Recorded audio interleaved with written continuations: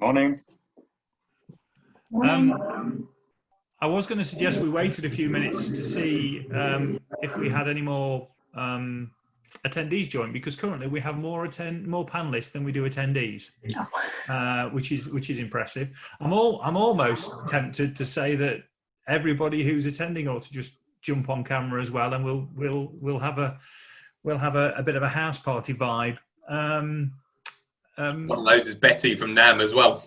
And now, well, we have to call out Betty every time she comes on. So, morning, Betty. How are you? Thanks for the little hello note that you always send us. It's lovely to have you along.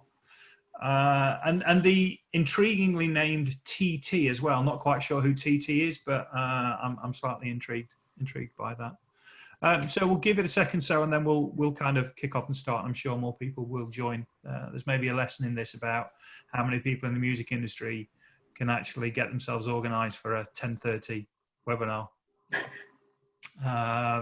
Obviously not a problem for Nikki and Ian, but Simon and Jamie both looking at me as if to say, who scheduled this for 10:30 in the morning?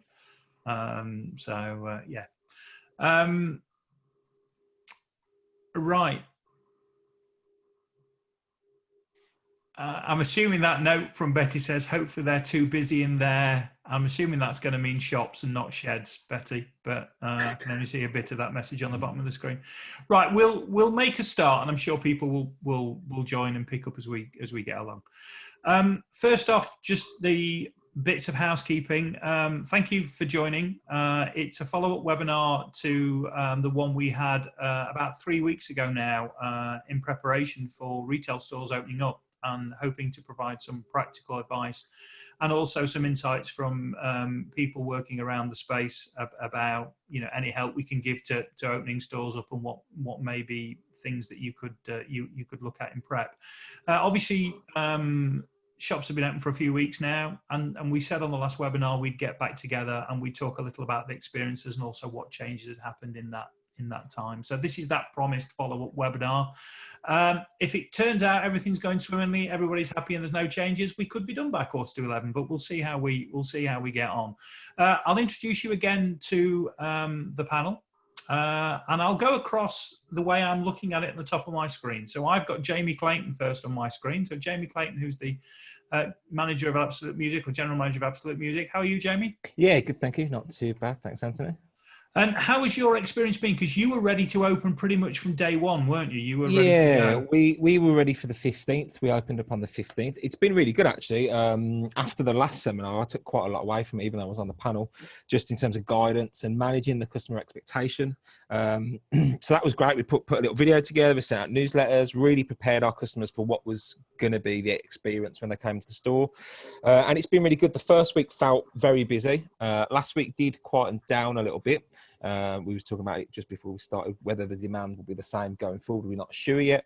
And we had the weather, everyone on Bournemouth Beach last week, which didn't play into our hands when there was traffic jams all around the area. So yeah, it's been a good experience so far. Customers have been really understanding, which I think is the key thing that I can kind of put to this, that our customers have really respected the measures that we've put into place, whether it be touching the stock, appointment systems. Screens are a little difficult. I don't know if any other stores have been using screens, and finding it, the sound barrier between the screens can be quite difficult at the counter. But generally, so far, so good is what we would say from the security and the safety aspect of the staff and the customers coming into the store.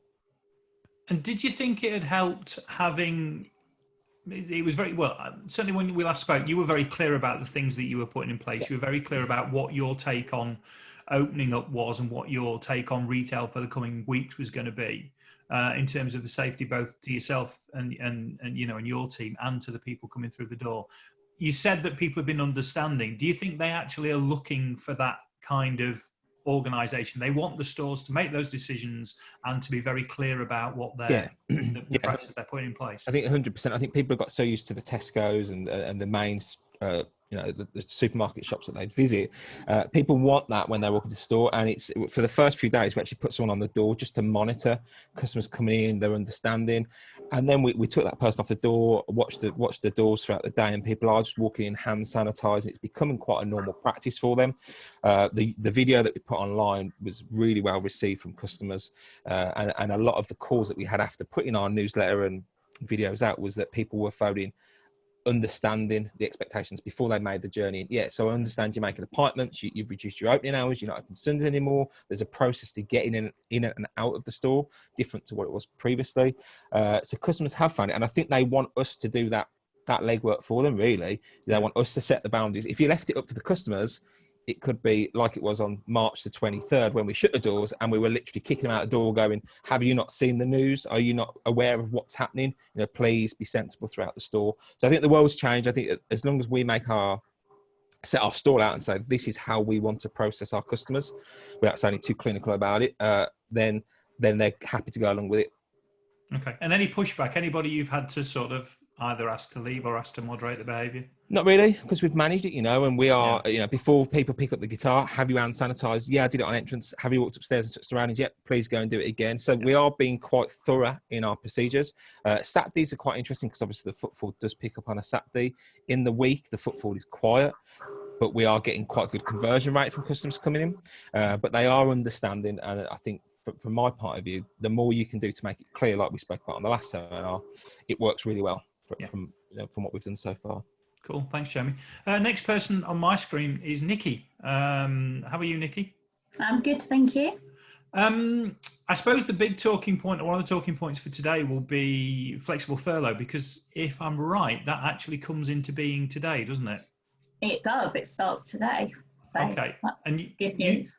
You said before the call started, don't ask me to explain how to work out weird hours and weird calculations. So we'll not go down that route. Yeah, don't go down that route. There is lots of guidance from the government on how to do those calculations, because it's all about normal hours of work, how you work out what someone's normal hours of work would be if they don't have set hours, and then how to work out the hours, obviously the hours they've worked, and then work out how many furlough hours there are, and then work out the rate of furlough pay to claim for all of that.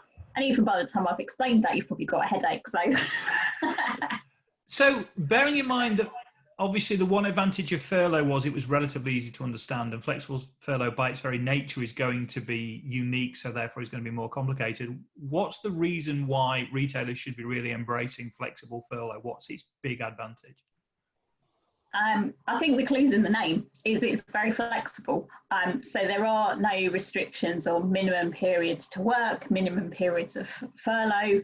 So where we were used to, you had to be furloughed for a minimum period of 3 weeks. And sometimes that was causing problems for businesses because they'd furloughed someone and they're like, well, I could really do with them doing a couple of hours, but I can't get them to do a couple of hours.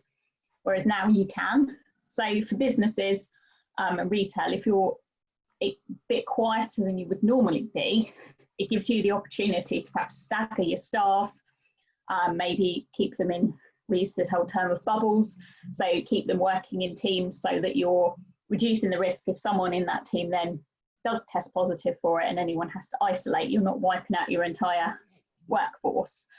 So I think it gives that flexibility, so you can get people in, whether people have still got childcare issues, even when they may have children who are able to go to school. My son's school are doing 1 day a week for children in every year, but 10 till 2, which if you want to work 9 to 5 is a bit of a challenge. So it should help get more people gradually back to work.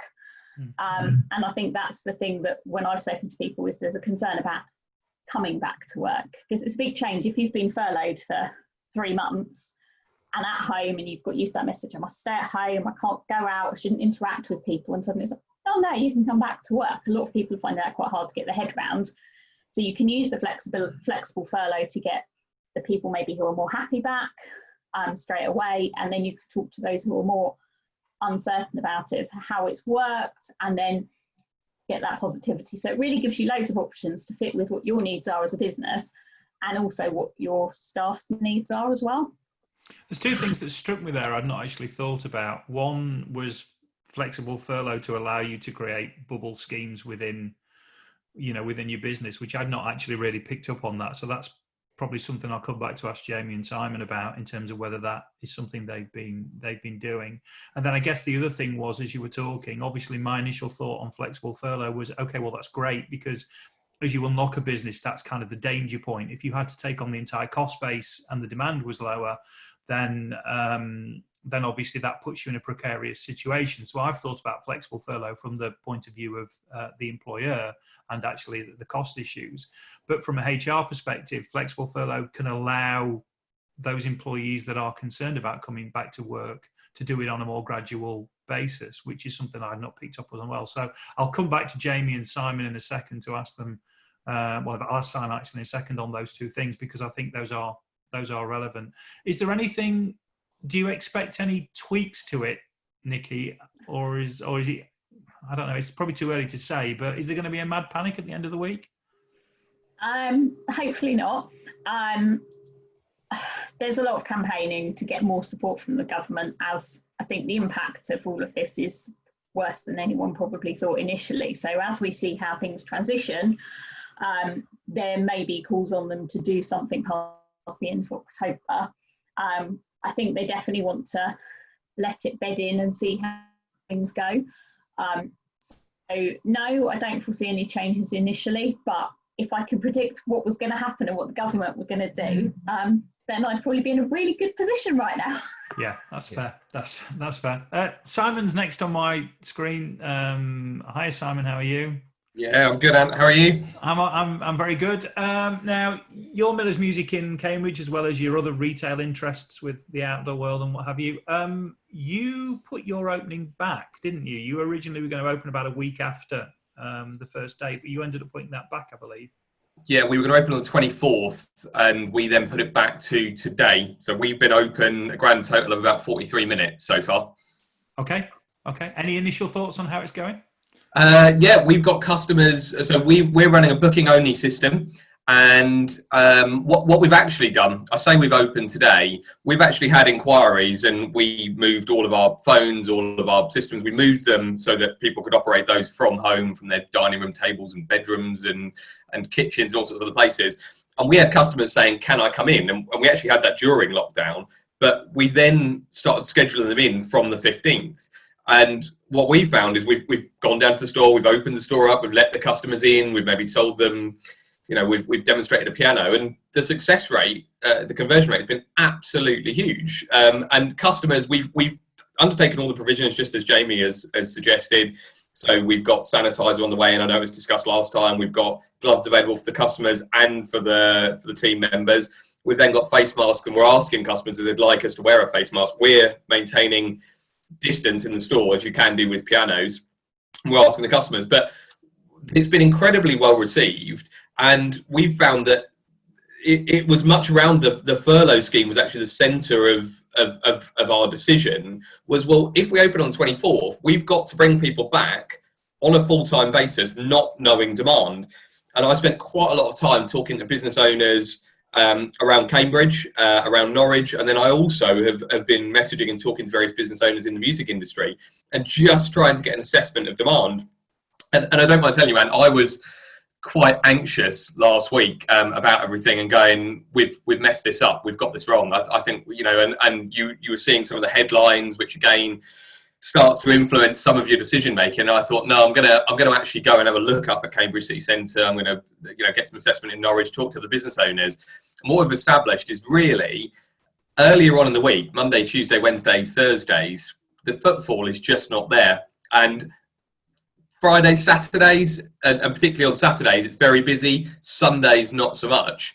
And once we'd assessed it and established that had we have had to have a full complement of staff members in order to staff the stores, we would have never made enough on those couple of days to make it work. So actually, by doing the booking system, we've matched supply of team members to demand. And that, for me, it follows on from Nikki's point, which is what flexible furlough does. We're planning to aggressively use that scheme to ensure that we've absolutely matched demand to supply. So rather than saying come in for 9 hours, we're going to be saying, well, actually, we've got bookings in the afternoon. We need you to come in, and then make sure that we claim for the morning. So that's something that we've been able to do. And demand today, we had customers at the door who'd made bookings in our outdoor and our music businesses, generally incredibly well received. There have been some difficulties with, customers that want to come in and browse sheet music. Well, I'm afraid we're not offering that service at the moment. But I would say predominantly customers have been understanding that we have undertaken the right procedures and put the right policies in place to protect them. And I think customers are looking for that. I am, as a customer, I'm looking at the food stalls in town and the coffee shops that aren't wearing face masks, that don't have the right provisions, are going, I probably won't go in there. So I think that it's been really well received. I think that there are some issues with footfall, definitely, but I think demand is holding up at the moment, it seems to be. Okay. Just to take the question that, or the point we just talked to Nikki about, have you used flexible furlough, or have you thought about using flexible furlough in terms of bubbles to create effectively two different groups of people that can run the business independently of each other? Yeah, in Norwich, we've got a husband and wife team, and it'd be pretty difficult if you put those in different bubbles. So we've decided to keep those guys together. So yeah, exactly. So yes, we have in Cambridge, we've had some team members working together, so we haven't implemented that quite as forcefully in Cambridge, but it's definitely something we'll have a look at. But in Norwich, yes, we've got a small team there, and we are dividing them up. One of the problems has actually been management of holiday. We didn't implement any policies during lockdown, so if you've got team members, there's still accrued holiday, and we've had to go to our teams, and that's something I'm sure Nikki can comment on this as well, but we've had to go to our teams, and the people that have worked the whole way through lockdown, we've had to say to them that we need you to take time off. You can't work 3 months and not have any time off. So we've had to encourage them. But with that, we've had the problem of how do we staff the business with the old furlough scheme. With flexible furlough, we can now do it. And we've then gone and approached our teams that have been on furlough and said, look, we really need you to take some holiday. And can you tell us if you've got anything booked so that you can book those? But if not, we need you to take some holiday whilst you're furloughed. And I'm sure Nikki will confirm that that is possible, and you can go further with the 98 working time regulations, and you can actually require holiday as long as you give double the notice. We haven't had to do that because the teams have been understanding, and flexible furlough is definitely something that needs to be managed. Holiday, don't forget about that as well, because you can easily get your business back up and running and then trip up on holiday. So that definitely needs to be managed. Bubbles, yes, we've got some of them, but in some of the other businesses, it's not been appropriate to do that with. Okay, I'm going to throw the same question to Jamie just on bubbles. But before I get to Ian, what we did is we opened the store with a set team of staff. So throughout the week, it's the same staff continually throughout the store. And to do that, we had to close Sundays. That was our way around bringing more people back. We said if we close a Sunday, we can, with the group of staff members that we've got in, we can cover the store across the 6 days. Obviously, like Simon, the appointments gives us a bit more of a clue as to who's coming in when, and obviously if it's a piano salesperson, if it's their day off, they don't book around their day. So it's fairly simple that we are managing the calendars like that. But the big point that Simon's just touched on is the holiday. That is the biggest headache going forward, is the staff that have been working continually, getting those to take holiday, and also staff that are coming back and then they've got pre-booked holiday. How do we maintain that without bringing people back? But I think the flexible furlough is something that me and Alan, the MD, have been talking about continually, about who do you bring back to cover those holiday periods, but also trying to keep that bubble of team the same. You know, everyone's got their own terminal, so it's that member of staff uses that terminal, and that's it. So we are trying to keep it as small and tight as we can for the moment. We did the same on Sunday trading, exactly the same as Jamie has suggested there as well. I think Sundays, having looked at footfall, we looked at it and said, no, Sundays doesn't work for us. The rotas work better, and I would encourage all members to have a look at trading days and hours as well. There's been no, Jamie, you might be able to answer this as well, but there's been no negative feedback on changes to trading hours whatsoever. It's more been great you guys are open, great that you're helping us, great that you're answering the phone, that you're getting back to us, and there's been so I would encourage members to do that and match that, and then that will help you with adjusting your rotas. Yeah, we left an hour, half an hour at the end of the day, half an hour at the start of the day. And like I say, customers have been really understanding of it. It's shorter hours, close Sundays, they totally get it. And I think, like Simon says, the fact that we reopen and we've got the measures in place, customers are very happy to move with that. I'll just pick up on the holiday point. That, yeah, absolutely is going to be very difficult. There's a couple of things where you've had people, like I said, where you've had people who've been working for 3 months continually, is they really do need a break. You know, it's been hard, it's been challenging. So yes, encouraging them to take holiday is a really important thing to do. But don't forget that they did introduce a new law that allowed holiday to be carried over for up to 2 years. So if people can't take holiday because of the impact of coronavirus, it can be carried over. So it does mean that, especially for you guys as things hopefully get back to normal in the run up to Christmas, the last thing you want to do is be trying to schedule a load of holiday. But they can carry it over to next year or the year after. So it does give you a lot of flexibility there. So don't forget about that and panic and think, oh, I've got to get everyone booking their holiday, because they can carry over up to 4 weeks. It was a well-being thing, I think, Nikki, with the teams who were working, trying to actually stop them working, having been, so, you know, their head was in it, and we had to really work hard to get them to take any holiday, even if it was like take a long weekend. That was what we found hard. But can you confirm on the 98 point as well, or not? The 98, yeah, absolutely. So at any time, as long as you give more than twice as much notice as the length of time you want someone to take off, is you can tell someone when to take their holiday. even if they're furloughed? Yeah, so they can take holiday while furloughed. You need to pay it at 100% rather than 80%, so you need to top that up.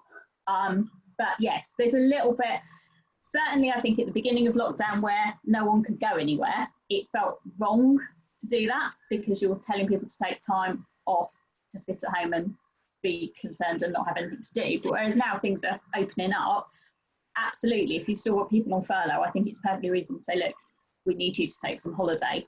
You may get the odd person that pushes back and says, actually, I can carry it over, I don't think that's fair. But perfectly within your rights, if you said, okay, I'm giving you 2 weeks notice and then you're taking a week's holiday, perfectly legal.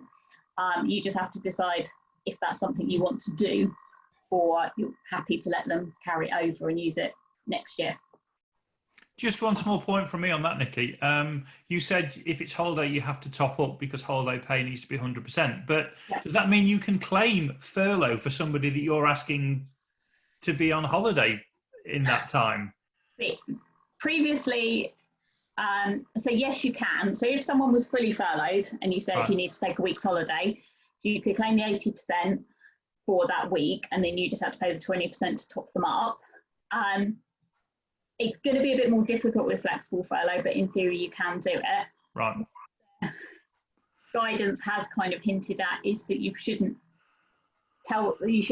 just claim someone's on furlough for the time they're taking holiday. Right. Okay. That could be abuse of the scheme. But saying that if you had someone who was still fully furloughed or someone who was on flexible furlough and say they normally worked 30 hours a week and they were only working 20, you could claim that they had 20 hours holiday and 10 hours furlough for the week that they were on holiday. So yes, I think some of that stuff's going to be very difficult for HMRC to police.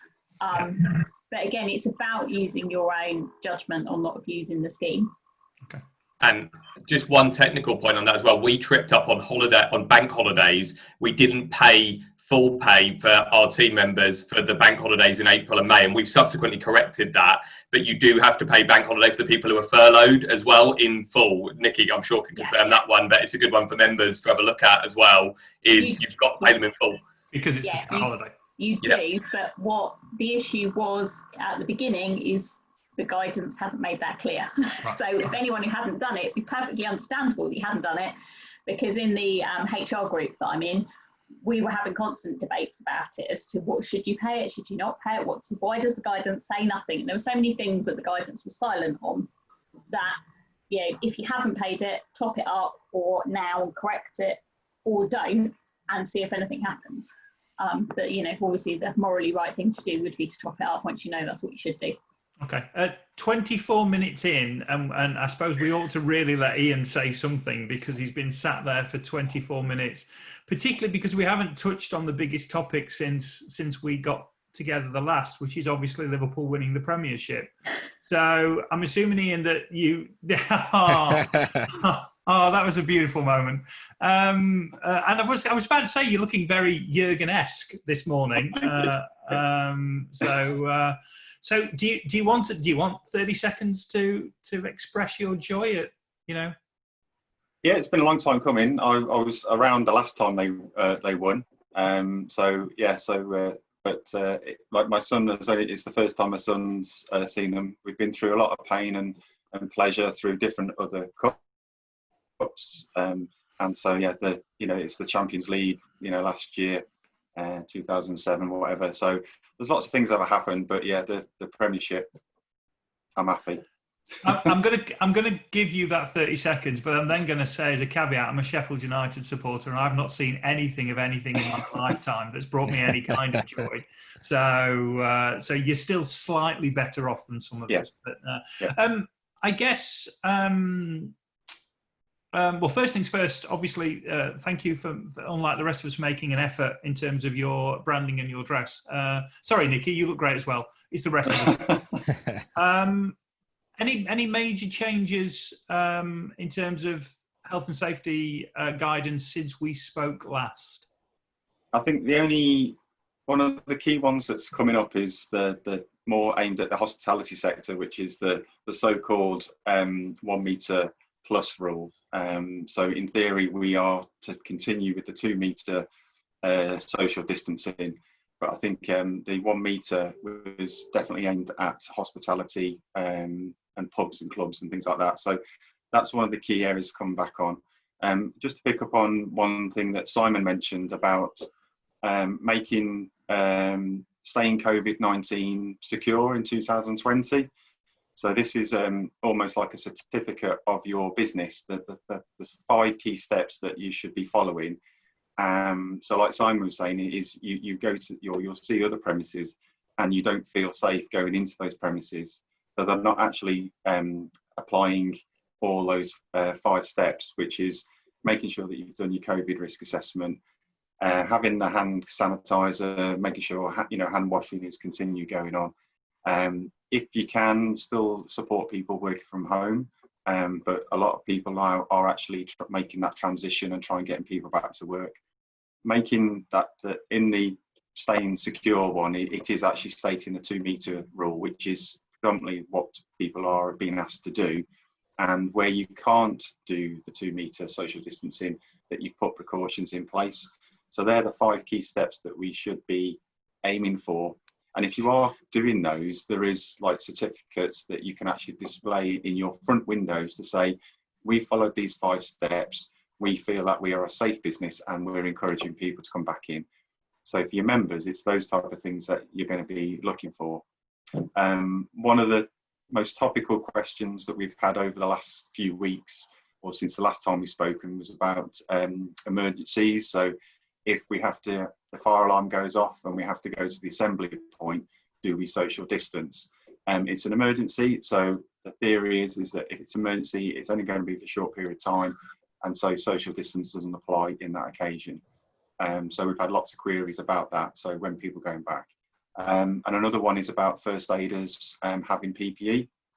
So where you've got first aiders in the business, it may be a requirement for their own safety and the safety of others that they're given gloves, masks. Normally you should find gloves in first aid kits, but it's been more that they actually carry them personally. So if they're a nominated first aider, they are prepared if they need to, give that first aid provision. And they're really the sort of key changes. But yeah, just picking up on what Simon said, there is a lot of premises, not even in the last month or so, but premises that you go to and you just feel a bit unsafe. I've witnessed it in one supermarket. One lady had a bit of a breakdown because she felt there was far too many people, and that was the responsibility of that particular store, trying to keep the control methods in place.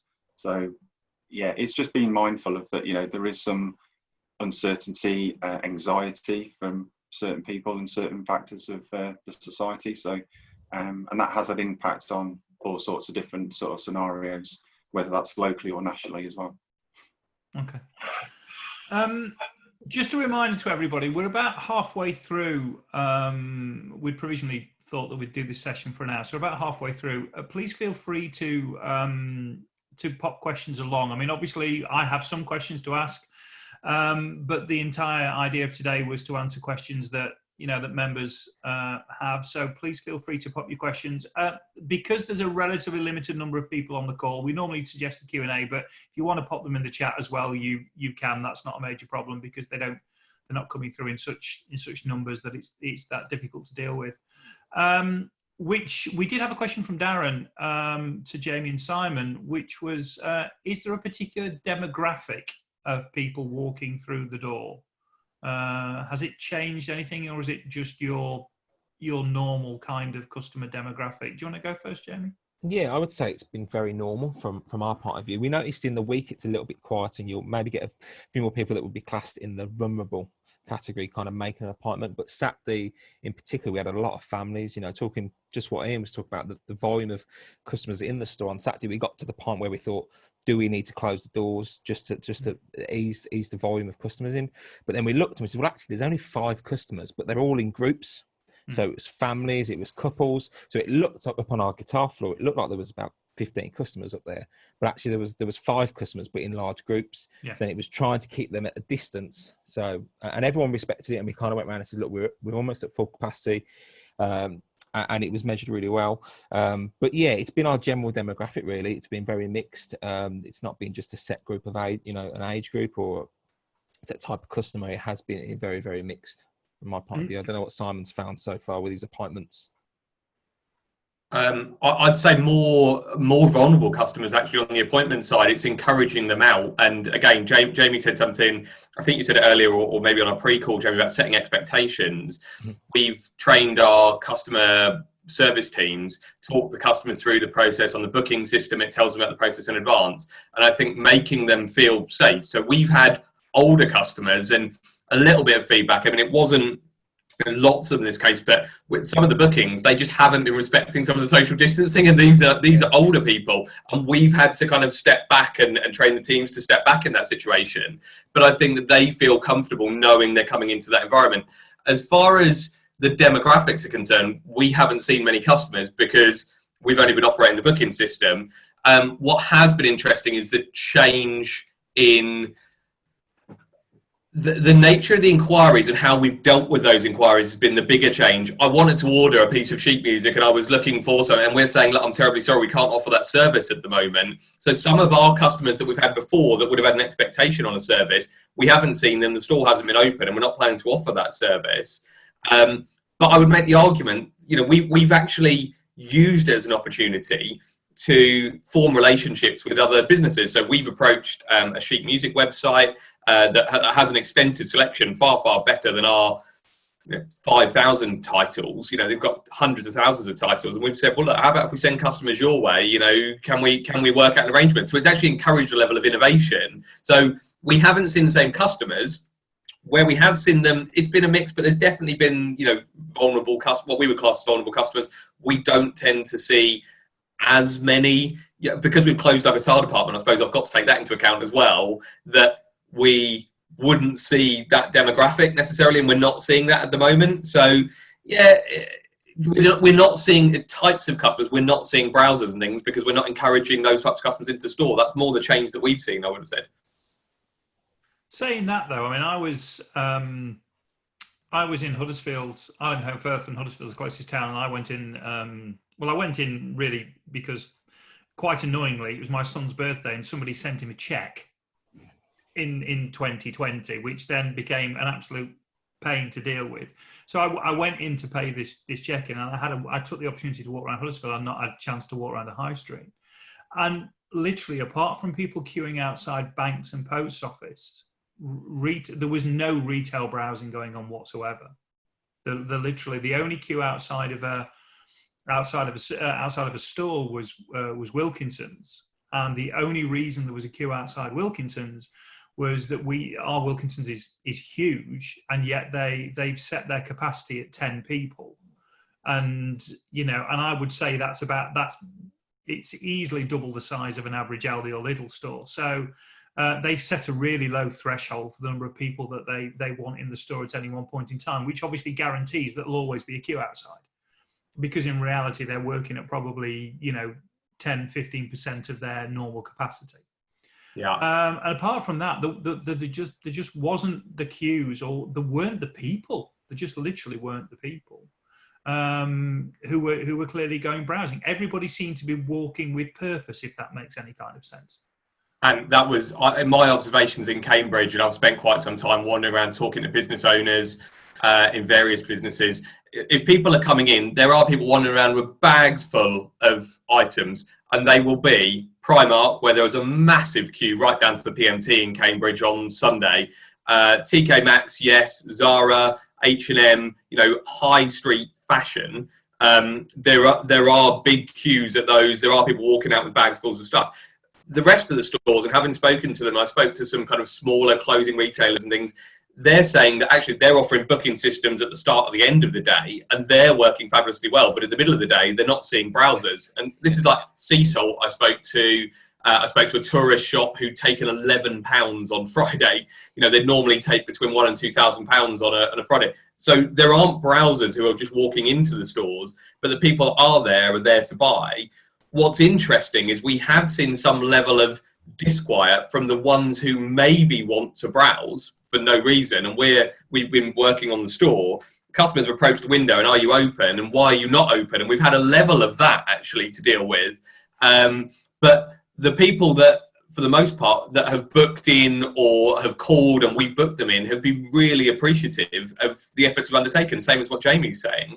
So I don't think the browsers are on the high street, and the numbers we've seen here are 65% down in Cambridge versus provincial towns and cities where you're seeing between kind of 30 and 50% down. So there's definitely a divide as well between the big towns and cities and the smaller. I mean, Cambridge isn't a big city. I mean, it's 100,000 people or so, but you're definitely seeing a divide between those and a change in behaviour with people probably working from home and not travelling into the cities. They're then also shopping locally more as well. I guess this throws us to a question then, because you've both talked about it because you've made a decision on Sunday opening, but also, is it possible that music retail could become a Thursday, Friday, Saturday, gig moving forward? Depends on commercial landlords. I would have said on that one. I mean, those discussions are. All of our leases are up at the moment, and we're having those discussions. And I think that there's an expectation of a significant fall in commercial rents as a result of what's happening. But that's going to, with the leases that are in place already, CVAs being thrown in left, right, and centre, there are going to be changes to this. But if you're a landlord with people on a lease, and you've got someone chucking in a 40% CVA, 40% reduction CVA, you'll want to cling on to the leases where you can. So do I think that's possible? I think that the commercial property, certainly in city centres, would restrict that from our point of view. But we're in a different position to Jamie there on, your cost per square foot is probably nothing like ours, Jamie. Yeah, probably not in Cambridge. I think it's interesting though with the opening hours. Obviously Sundays we've restricted it. I know, speaking to a couple of other stores, they've looked at what their busy days are, and they've actually closed on the quieter 2 days in the week to work alongside the bubble of staff. So it will be, but obviously the pressures of other retailers, which could mean that you stay open depending what another store down the road is doing. I think it's the bigger picture from my point of view will be what happens to the industry as a whole when we look at gigs, and when that market picks back up. If there's a gig on a Monday night and the band needs some stuff from your store, you kind of want to be open. That's part of the service that we've always historically offered, as an industry. So that whole bigger bubble of the industry, not just the musical instrument retail side, but the gigs and the venues, once that all starts kicking back up, that's going to have a knock-on effect. Because the one demographic we haven't seen, which we used to see a lot of, was the sound engineers coming in every day to pick up some mics and some leads, the bands coming in on a Friday to get some stuff for the weekend gigs. That demographic has gone at the moment from my point of view. And that's not going to be coming back anytime soon, is it? So we're going to...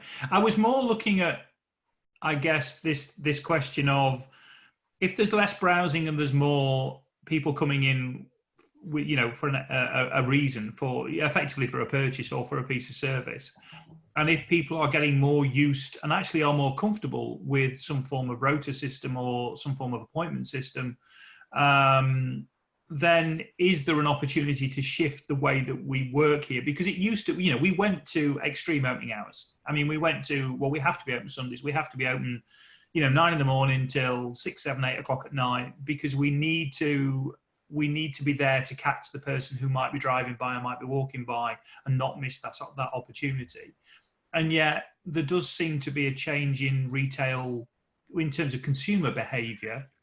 And in the short term, is that something where we can say, well, do you know what? Actually, we can bring the same revenue in this block of time, and then use the time we save in a different way, and effectively not retrain consumers, but it seems to be I don't know. I don't know if it's a possibility or not, but it was interesting what you both said about Sundays, and then about the response to appointments. And definitely, we've looked at that, and Nikki, I'm sure will be able to offer on this as well. We've used this. We've looked at our business. We've actually restructured our business and removed. You're talking about the changes to the behaviour. We've removed the sales roles in our business, and we've changed them to customer demonstration roles in the showrooms, and we've renamed the stores showrooms.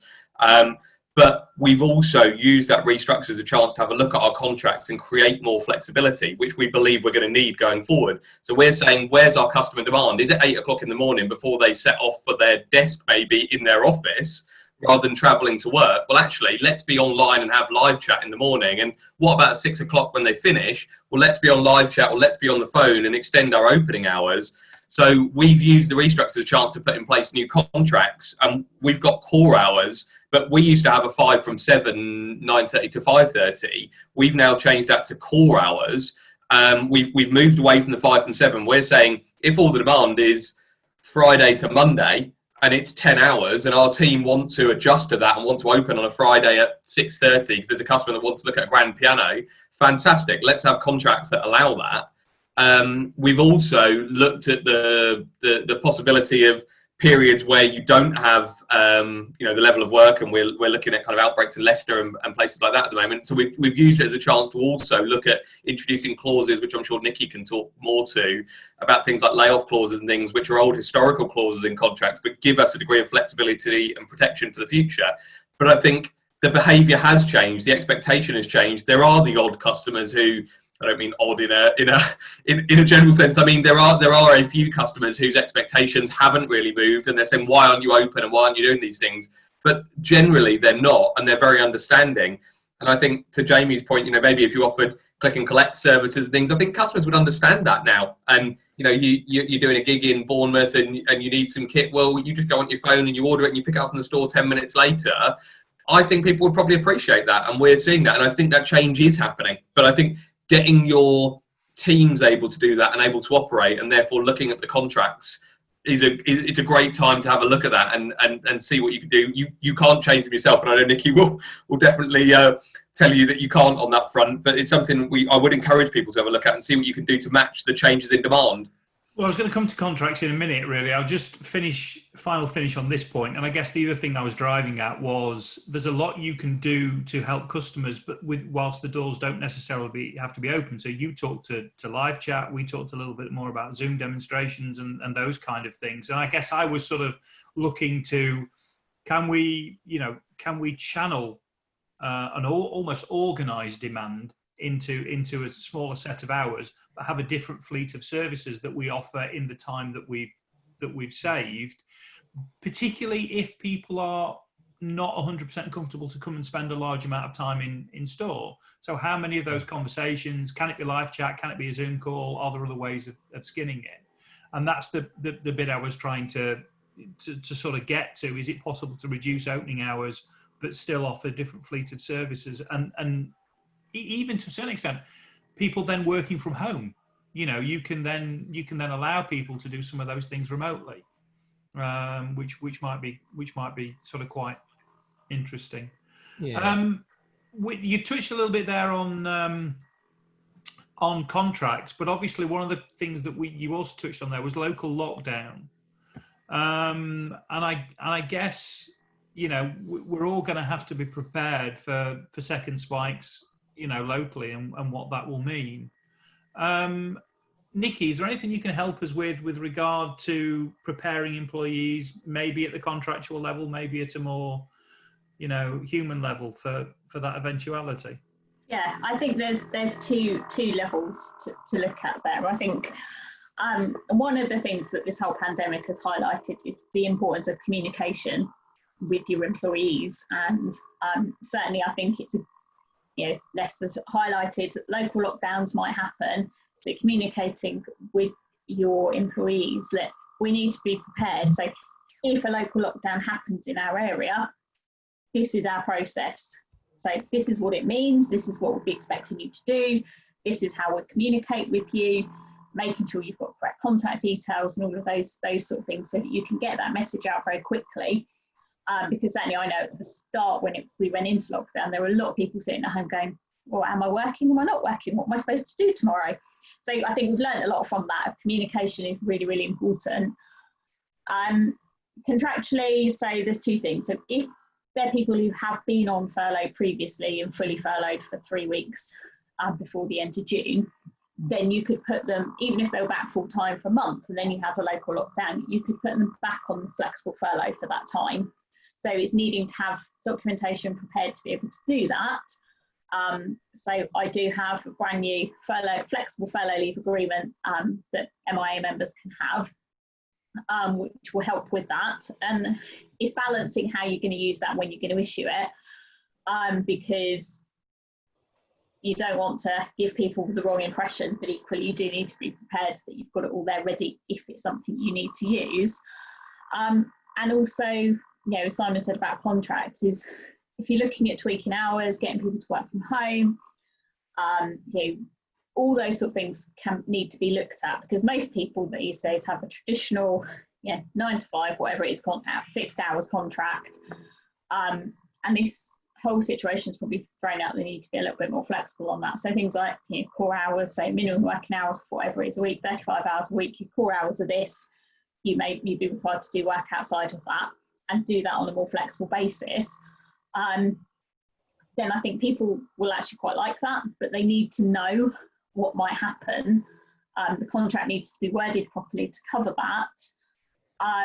And the same with this, the layoff clause that was used a lot in the 70s when there were short-term, like close a business and various things. So you could lay people off and not pay them, or pay them statutory guaranteed pay, which is a very low amount.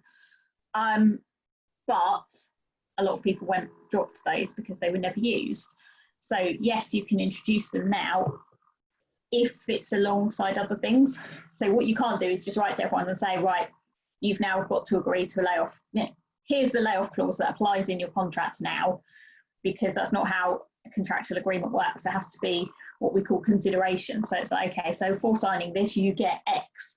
So if you're renegotiating the whole contract, then it can fit as part of that. If you just thought, I'll just write everyone a letter and tell them this is now one of the terms of their employment, which I have seen done, it won't be enforceable if you needed to use it in the future. So I think we've got flexible furlough till the end of October, unless they change anything on that. And then going forward, yes, I think it's a good idea to look at what you might need to do, because at the moment, coronavirus is going nowhere.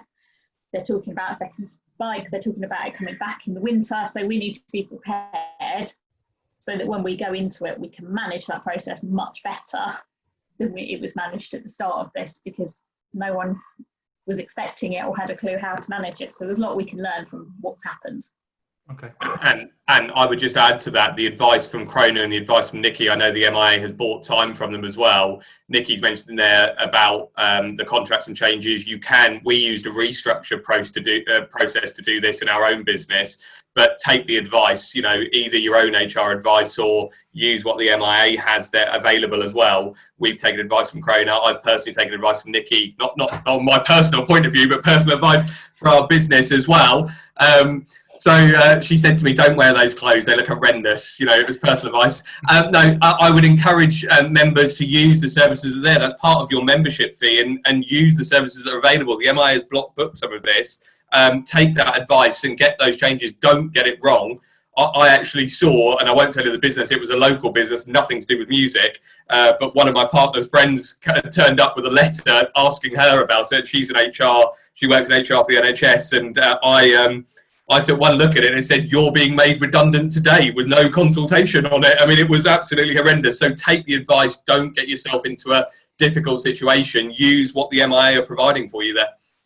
Yeah, well, just to reaffirm that point, if you are an MIA member and you want to take advantage of the schemes we've got going with Nikki and with Krona, then just contact Alice in the office and she'll make those arrangements and put you in touch with those people. So that's the fastest way of doing that. And I would echo what Simon said. That those facilities are available. Please use them.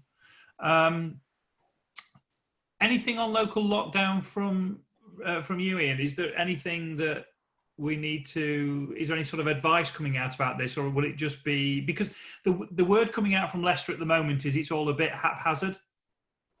Yeah, I think like say, because they've known about the sort of spike for nearly 2 weeks, that's the biggest concern, is and like Nikki touched on it before, it's the key communication. Leicester's hit the headlines because it's a city. There's been other areas that have been affected. So there was the northwest area, there was the southwest area, which I think it was around Weston-super-Mare and Dorset.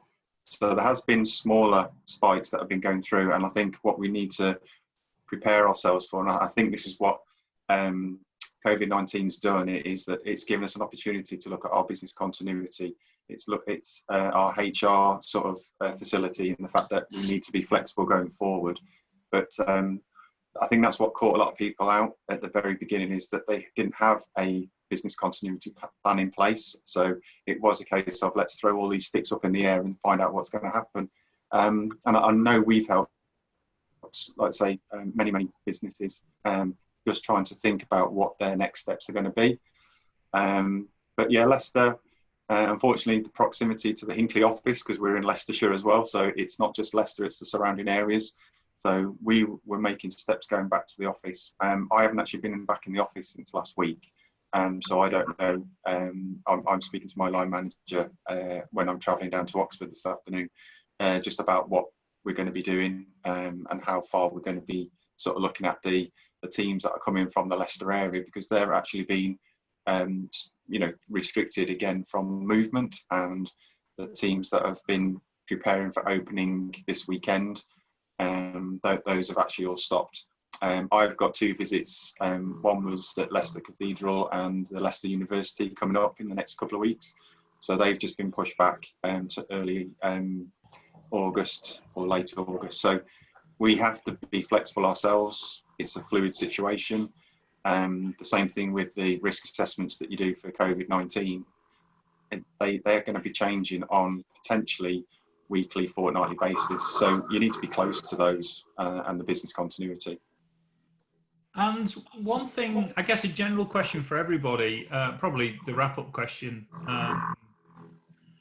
are we trying to head in a direction back to where we were, or has everybody now accepted the fact that actually whatever comes next won't be the same? So we are now definitely heading in a direction towards somewhere new. Jamie, is this, have you kind of dropped that idea that it will be the way it was, and yeah, it's something new now? We keep talking to staff and saying that what was before won't be back anytime soon, and it's a new world that we're moving into. The way that we do business, the way that we engage with our customers will be different. I think it's going to be really interesting over the next couple of weeks when pubs, restaurants reopen, and see what that happens mentally to the population, because I think as soon as people can start engaging in those social activities more and more, you will see a change in mentality, with people feeling more comfortable about coming into our premises. So that's from a personal point of view, and from a business point of view, what happens in the next stage, because I think since the stores reopened, I don't know if Simon will agree with me, but the volume of online sales started to drop because people's mentality started to think, oh, the stores are going to start reopening. So we had that demand for the stores reopening. So what will happen when people start socially engaging more? Will they become more open to visiting, and will they want the normality back?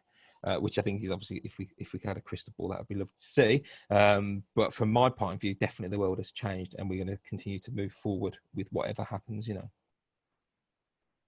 I'm going to drop straight to Ian, but I will come back to everybody else. Crystal ball time, Ian. So if we accept that we're on a journey to somewhere a little bit different, social distancing, best guess, how many years?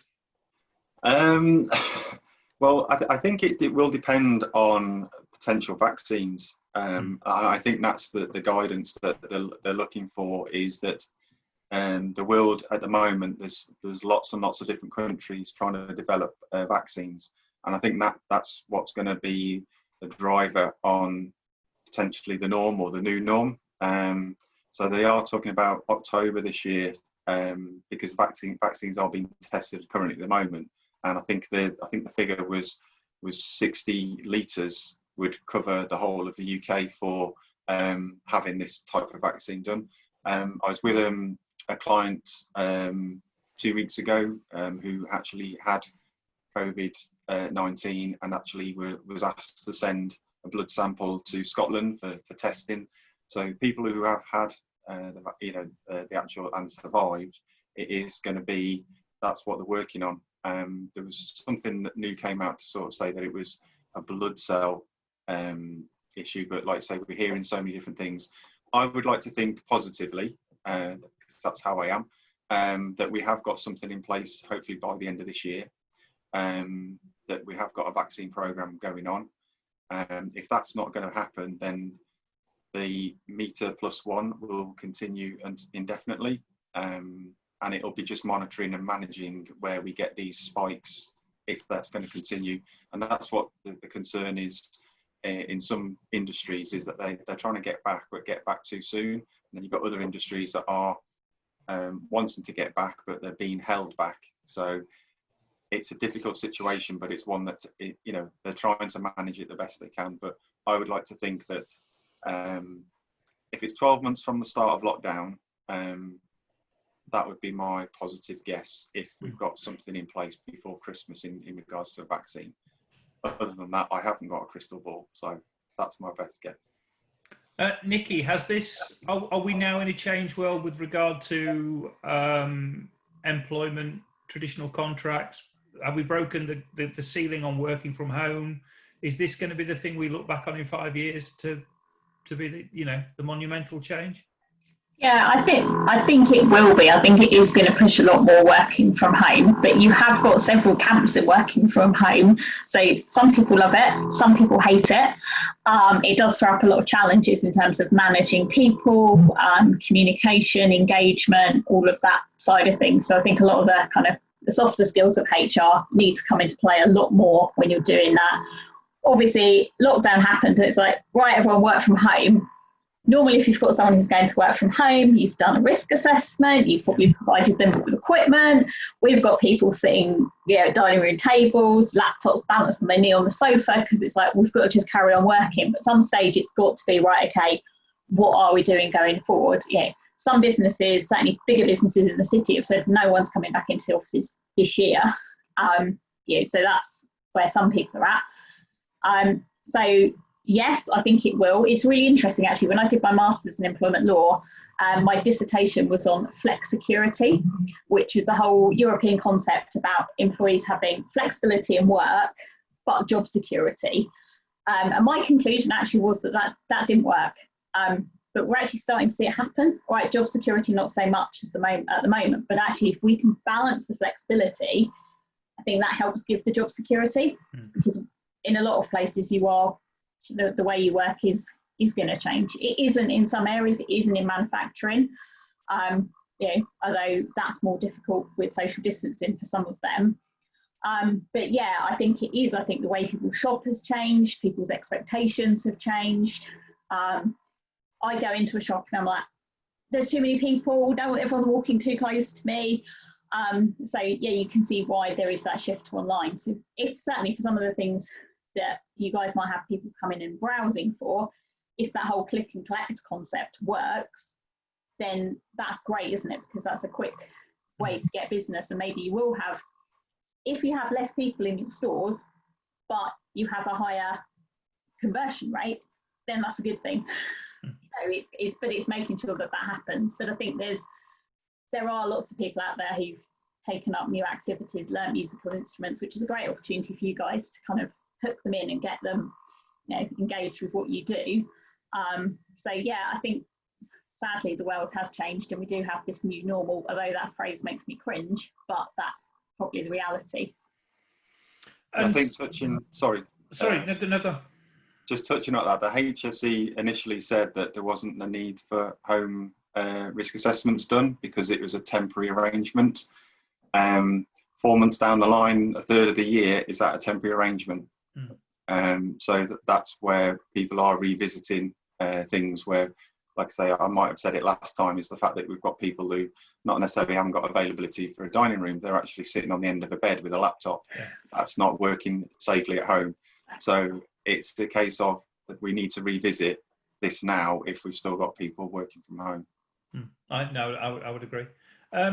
Simon, I've been scanning the group, and I'm going to come to you with this question over everybody else, and it's a question close to my heart.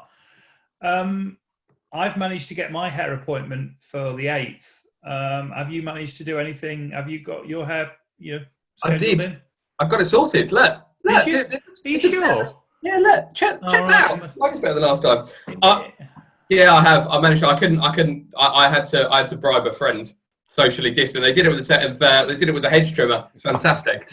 That's why it looks so bad. I was sitting there and I was just thinking about what had been summarised there. I mean, there's a whole load of points that have been brought up. The working from home. We're not planning to return people to our office this year. We've got a relatively small office. Probably could socially distance if we wanted to. What I was thinking about were the opportunities in this, and I know it seemed a horrible thing to talk about opportunity in COVID. But, I think you don't almost have to preface it by saying the horror of what's happened and the tragedy in other countries who've been even worse affected, in the US and things like that.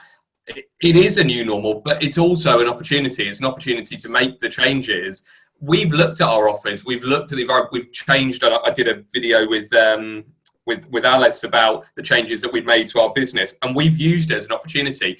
Working from home is not right for everybody. We found that during lockdown. So what we've said is, well, actually, we're not going to return to the office. We're going to get rid of the paperwork that's in there, but let's turn it into a meeting room environment, and let's make it a nicer environment that if people want to come in and have a meeting and we can organise that, let's give them more flexibility in their working. Let's actually, rather than just investing in equipment that we buy in the office, why don't we see if we can allocate some budget to people's homes so that maybe we can give them certain things that they can have, desks or equipment and things like that, so that they can actually you have an environment at home that's not then perched on the end of their kind of lap on the end of a bed or a sofa or something like that. But there are opportunities in recruitment. We put a job ad up yesterday. I cannot tell you how inundated I was by recruiters, but we've had over 50 applications for jobs. So you are going to be able to find real talent out there. There's no doubt there's going to be job losses. So there's amazing talents in the market. It's forced us to adapt to online, and we're having to change the nature of our store to cope with that. And we've had to change our sales process to do it. Technology allows you to adapt to some of this, whether it's the HR systems, the finance systems, whether it's click and collect. We're looking in the outdoor business at being able to size your feet, and not just the length, but the width and things of your feet. And there's technology to be able to do that from home and then offer a consultation service. We're discussing the same in the music business about what we can do with virtual demonstrations that's already been discussed. And I was going to mention as well, because I've been working with them, and we haven't, to cover Jamie's point about online. It's an interesting one, Jamie, because it's not the same for us. I think you were far more towards the online side than we were. Yes, we've probably seen a drop off in demand of the pianos, which were crazy through April, but actually we're beginning to see more interest now in the traditional side, particularly on brass and woodwind, where it's education centric. So actually we're not seeing the sell-through, but we're seeing the demand. We've got loads of bookings for string instruments that have sold poorly. We've got bookings for brass and woodwind. We've got bookings for traditional pianos. So whilst one market has dropped off, and we're not heavily exposed to the gigging market in the same way that Jamie will be as well, we've seen that drop off. I've been working with the British Band Instrument Company on instrument hygiene, which is something that's coming out of this as well. They've developed an entire range of products, and it's something I can send around to members. And Alice, maybe it's something we'll do something on after. They've actually got sanitizing sprays that have British standards on them that are tested for COVID. So we're beginning to see some innovation in the market, and I've spoken to the likes of Barnes & Mullins as well, who have said about Legere reeds being plastic reeds that can be more easily cleaned. So I think that it's definitely a new normal. The change in behaviour is here to stay. It's how you go about adapting your business and the opportunities that there are in doing that. And I would encourage all of our members to have a look at, it's the obvious thing as a retailer. What do your customers want? Are you providing that?